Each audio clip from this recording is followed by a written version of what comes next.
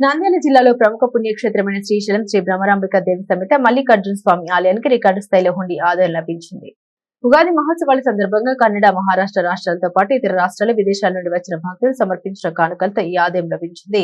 ఉభయ పరివార ఆలయాల హుండీ లెక్కింపును అక్క మహాదేవి అలంకార మండపంలో పకడ్బందీగా నిర్వహించారు.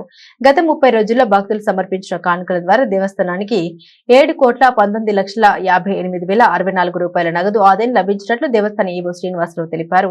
నగదుతో పాటు 122 గ్రాములు 200 మిల్లీగ్రాముల బంగారం, 6 కేజీలు 550 గ్రాముల వెండి లభించినట్లు వెల్లడించారు. అలాగే విదేశీ కరెన్సీ రూపంలో 624 అమెరికా డాలర్లు, 210 UAE dirhams, 6 Saudi riyals, 10 Singapore డాలర్లు, 20 England pounds, 14 Malaysia ringgits, 25 Australia డాలర్లు, 70 యూరోలు, 1 కువైట్ దినార్, 60 కెనడా డాలర్లు, 20 న్యూజిలాండ్ డాలర్లు లభించాయి. పటిష్టమైన భద్రతా ఏర్పాట్ల మధ్య ఈవో శ్రీనివాసరావు ట్రస్ట్ బోర్డు సభ్యుల ఆధ్వర్యంలో హుండీ లెక్కింపు నిర్వహించగా దేవస్థానం అన్ని విభాగాల అధికారులు, సిబ్బంది, శివ సేవకులు పాల్గొన్నారు.